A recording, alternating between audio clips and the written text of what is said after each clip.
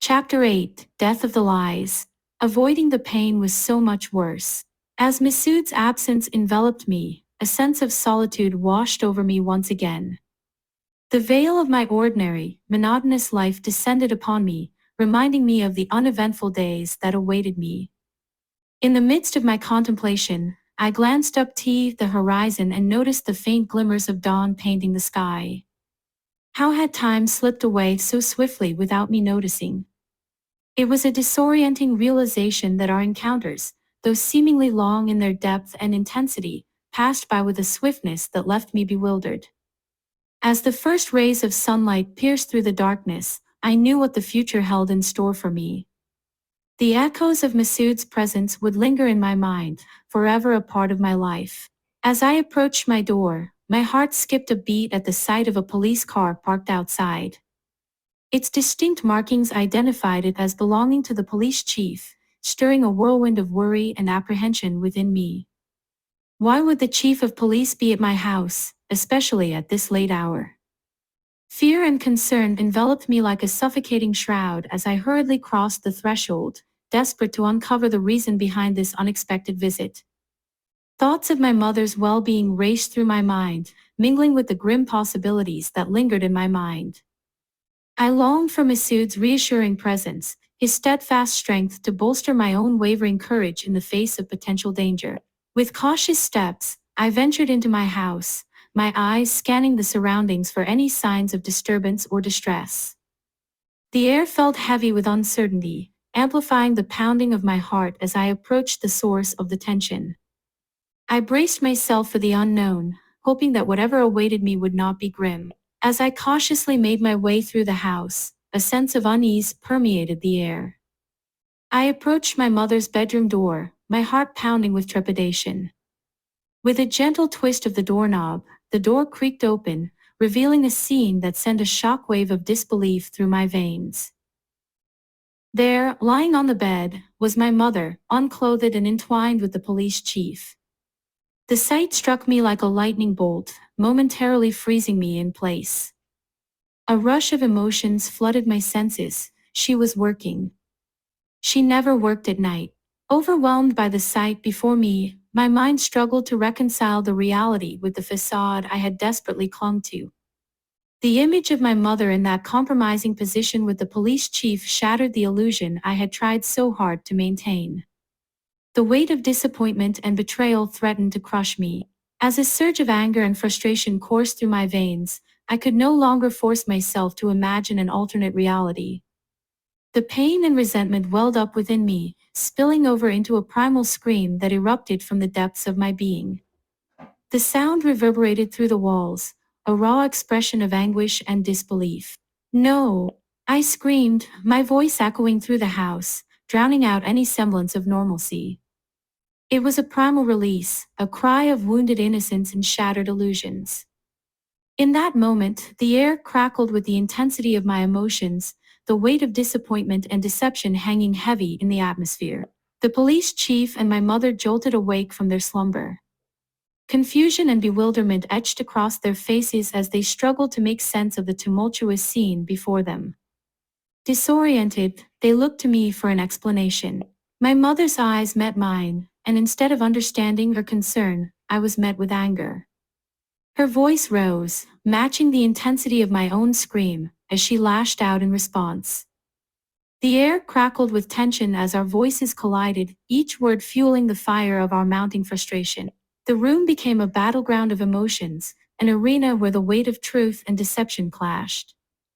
Her anger washed over me, adding fuel to the flames of my own resentment. The pain of betrayal surged through my veins, mingling with the remnants of my earlier scream. "You stupid whore! Get out!" I realized that this confrontation was long overdue. No longer could I stay silent, suppressing my own pain and accommodating her choices. The time for pretending and accepting the unacceptable had come to an end. With a newfound confidence, I mustered the courage to hold my ground and I screamed, "No! You get out!" "How dare you!" In a fit of rage, my mother sprang out of the bed, her eyes ablaze with fury. Without hesitation, she charged towards me, propelled by a potent combination of anger and resentment. With an intensity that seemed to defy her petite frame, she unleashed her wrath upon me. Caught off guard by the sheer force of her push, I was propelled backward, my body unable to withstand the impact. I tumbled through the air, the world swirling around me in a dizzying blur. Before I knew it, I crashed onto the hard floor, the impact jarring my senses. Get up, you stupid whore. You're so pathetic. Her words morphed into a chaotic symphony of incomprehensible insults, spewing from her lips with a fervor that seemed almost possessed. As the pain of the present collided with the resurfacing memories of the past, my mind became a battlefield of suppressed emotions and fragmented recollections.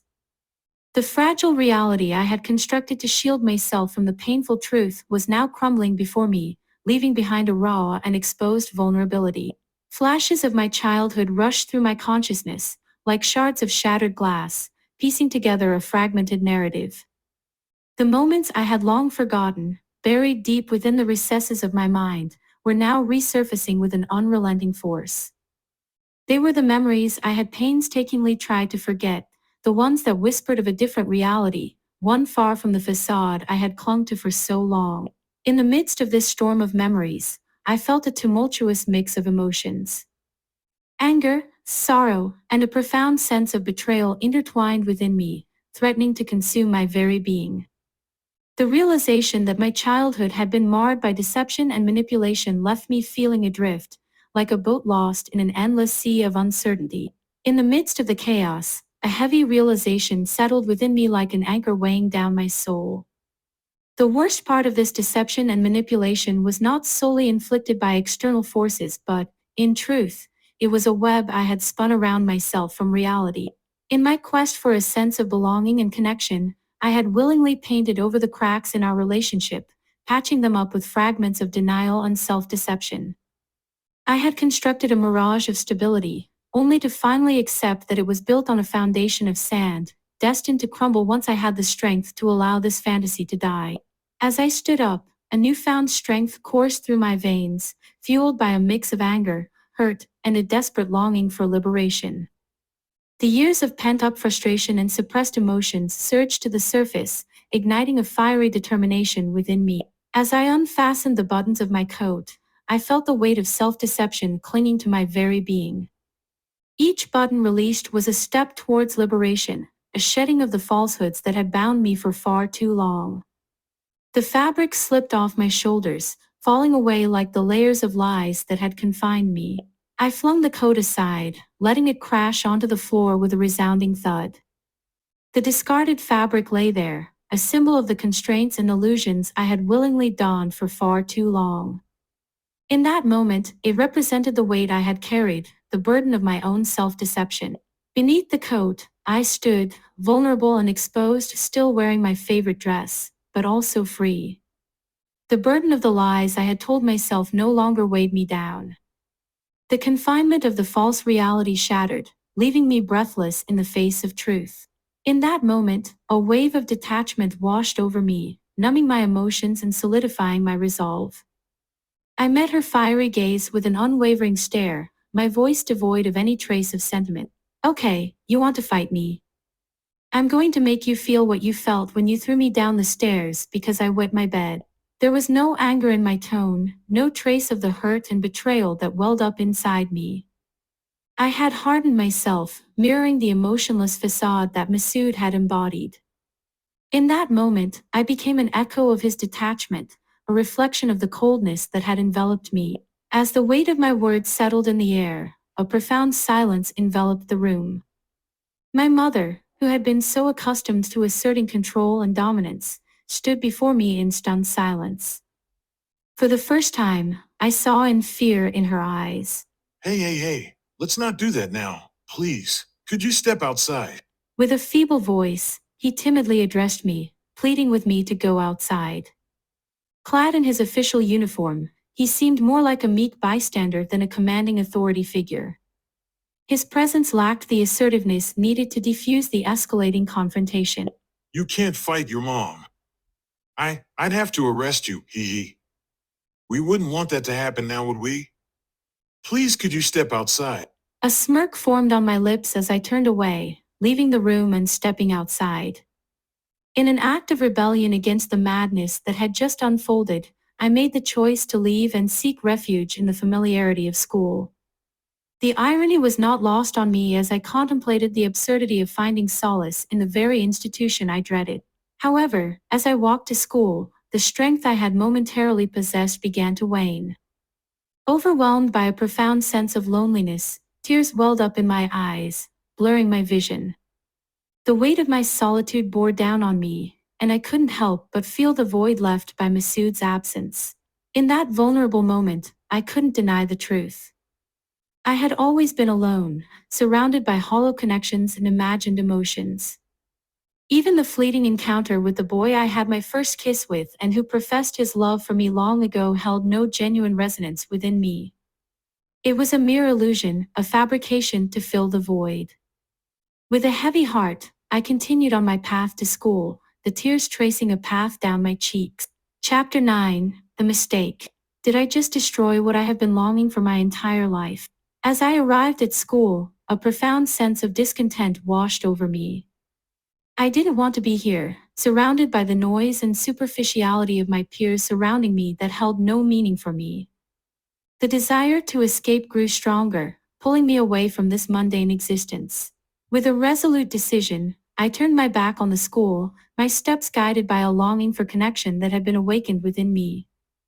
My destination was clear in my mind, the cemetery, a place where the memories of my time with Masood lingered. The irony was not lost on me. I was heading towards a place I had once feared, a place I associated with grief and sorrow, seeking connection and happiness. As I approached the cemetery, my heart sank at the sight that greeted me. A swarm of police officers and investigators inspecting human remains, their presence casting a somber shadow over the once serene atmosphere. Fear clenched at my heart, and my mind raced with worry for Masood. Was he? I began to feel as if I was dying from suffocation. Among the human remains, I noticed the parts of the distinct shirt the newsman was wearing. I didn't see any of the clothing Masood was wearing. This looks like the work of the Shadow Reaper. The same black mask. This makes what victim 104 no wait, 107? This is just getting ridiculous. I could breathe again, and in an instant, it was as if a sudden rush of air filled my lungs, reviving me. I had to find him. I felt a surge of urgency coursing through me. What if he was injured and needed my help? Wait. He gave me his address and I remember it. Alpine is the name of my school. The number 1729 was special to me because it's the Ramanujan number, once overlooked and disregarded, was revealed to hold significance when a special individual demonstrated its hidden importance. It served as a reminder that true value can often be hidden beneath the surface, waiting to be discovered by those with the insight to recognize it. 1729 Alpine Street. I set out to find Masood, driven not only by the desire to ensure his safety but also by an unbreakable bond that seemed to intertwine our fate. As I reached his home, an air of tension surrounded the adults and children moving about. They attempted to maintain a facade of normalcy amidst the backdrop of recent killings, but the strain was evident. I reached his front door, its exterior exuding an aura of opulence. How could he possibly afford such an extravagant home? I was uncertain of his exact age, but he appeared to be in his 20s. Considering his humble background, this dwelling seemed incongruous. It wasn't the kind of residence I had envisioned for someone like him. I knocked on the door, and to my astonishment, the lock on the inside clicked open almost instantaneously. It felt as though he had been standing just behind the door, eagerly anticipating a visitor. He opened the door, and as I looked at him, I noticed a struggle on his face. He was fighting back a smile, but it seemed different from his usual ones that came from thrill-seeking. This smile felt genuine, as if he truly cared about seeing me again. You look like you could use a nap. How do you look like you look perfectly fine? Especially after all that. Well, that's because I'm a vampire, hee. Hey, why aren't you in school? I didn't want to go. The memory of the fight I had with my mom earlier came rushing back. The words, the anger, the pain, all of it flooded my mind. I couldn't hold back the tears anymore, and they streamed down my face as I struggled to find the right words to express how I felt. Who hurt you? What happened? When he asked me, the tone in his voice sent shivers down my spine. His mood shifted abruptly, and in that instant, I could sense a palpable wave of murderous rage emanating from him. It was as if a switch had been flipped. Me, What? I hurt me. I have been lying to myself. I don't understand. About who I am, my life, my mother. Come inside. Not out here. I don't want them to see you crying. As I stepped into his home, tears streaming down my face, a comforting and familiar scent enveloped me, the delightful aroma of freshly baked cookies. You're baking cookies. Wah, haha, no. This is my favorite scent. I have candles. Look, My gaze wandered around the living room, and I noticed something unexpected. I was met with a juxtaposition of playful innocence and opulent grandeur. The living room was adorned with lavish furnishings and extravagant decorations. I couldn't help but wonder how he could possibly afford such an extravagant lifestyle. The room was adorned with expensive artwork, intricate sculptures crafted from gold and diamonds, and other luxurious items. Surprisingly, there were no apparent security measures or gates, leaving the home seemingly vulnerable. The contrast between the absence of security and the abundance of wealth perplexed me even further. Brightly colored walls, whimsical posters, and an array of stuffed animals created an atmosphere of innocence and nostalgia. It was as if I had entered a realm where adulthood and its complexities had no place. The stark contrast between this childlike sanctuary and the darkness that surrounded his actions left me perplexed and unsettled. How could he be a killer? Cookies. You love the scent of cookies. Why? It just makes me feel good. I always wondered why you smelled like that. Like cookies? You don't know why you like the smell. Because it reminds you of a feeling you felt when I gave you one when you were injured. But what I don't know is why you don't know that. I never ate it. It got moldy. I still have it. You want to see it? What? You still have it after 10 years. Why? As I confronted him with my question, a profound change washed over his countenance. His usual air of detachment crumbled, and I glimpsed a raw vulnerability in his eyes. He struggled to find the right words, his voice catching in his throat. I could sense the weight of his emotions, the turmoil within him threatening to spill over. In that moment, it seemed as though he was on the verge of tears, his carefully guarded facade cracking. In an instant, my instinct took over, and I reached out to him, enveloping him in a warm embrace. It was a hug born out of a deep yearning for connection, like a child seeking solace and love from her parents. As he leaned into me, I could feel his strength faltering, his body trembling with the weight of his emotions. He rested his head upon my shoulder, and I could sense the dampness of his tears seeping through my clothes. In that vulnerable moment, our roles shifted, and I became the source of comfort and support for this tormented soul. Then there was a loud knock at the door. Our moment ended and Masood almost instantly changed his mood to one of intensity as his gaze shifted to the door. As Masood went to answer the door, I found myself drawn to the papers on the table. Curiosity got the better of me, and I glanced over them. One paper had a list of names. The other contained his personal information, my eyes landing on his name and date of birth. To my surprise, I discovered that he was only 2 years older than me. Questions flooded my mind. How could this be? He seemed so much older, and here he was, living in his own home.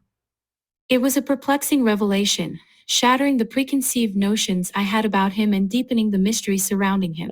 As I strained my ears to catch any hint of understanding from the conversation between Masood and the mysterious man at the door, they were speaking in a foreign language. Their exchange carried a weight of seriousness, evoking a sense of urgency and importance. As Masood closed the door, sealing off the outside world, I watched as he turned the key and clicked the lock into place. The act carried a sense of finality, as if we were creating our own private sanctuary within the confines of his home. Returning to me, he settled back into his seat, his eyes meeting mine with a mixture of emotions I couldn't quite decipher. How old are you? I am, There was a profound connection between us, a bond that transcended words and deceit. In that moment, I knew that he couldn't bring himself to lie to me, for the depth of our connection demanded honesty and authenticity. You're barely 18. You've been snooping. I am going to be 17 this year. We're the same age. I gazed at Masood with a devilish smile playing on my lips. I felt a mischievous spark ignite within me. With a mix of curiosity and playfulness, I let the words escape my mouth. So what? The people of this town are so busy trying to protect themselves from you, but who is going to protect you from me? In a bold and impulsive move, I couldn't resist the overwhelming surge of emotions and desires that had built up within me. Without hesitation, I lunged towards Masood, closing the gap between us in a passionate and electrifying kiss. It was a moment of surrender, a mingling of longing and curiosity that ignited a fire within our souls. In that intimate embrace, time seemed to stand still as we explored the depths of our connection, leaving behind the uncertainties of the future and embracing the intensity of the present. As our lips locked in a mesmerizing embrace, it felt as if time itself had frozen, allowing us to savor the intensity of the moment. In that transformative kiss, a profound connection was forged, transcending the boundaries of mere physical touch. It was as if we were intertwining our destinies, merging our souls in a sacred union. The depth of our emotions became palpable, as if we were signing an unspoken contract, pledging our hearts and lives to one another. In that fleeting eternity, we knew that this kiss would forever mark the beginning of an extraordinary journey, bound by a love that defied all odds. In that moment, a surge of exhilaration coursed through my veins. The realization of being intimately connected to this formidable man, who had wrought both chaos and protection, ignited a newfound sense of empowerment within me. He had become more than just an object of affection, he was now an integral part of my being.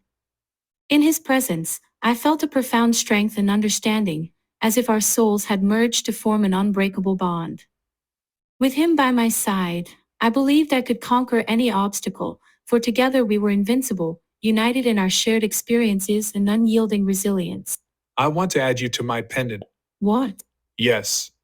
I want to add your blood if you'd let me. Blood, oh, that sounds so romantic. Hey, who was the person you lost? My twin sister. Twin sister. She was murdered when I was 10. I wasn't there to protect her. I would have ripped that man to shreds. But, I'm sorry.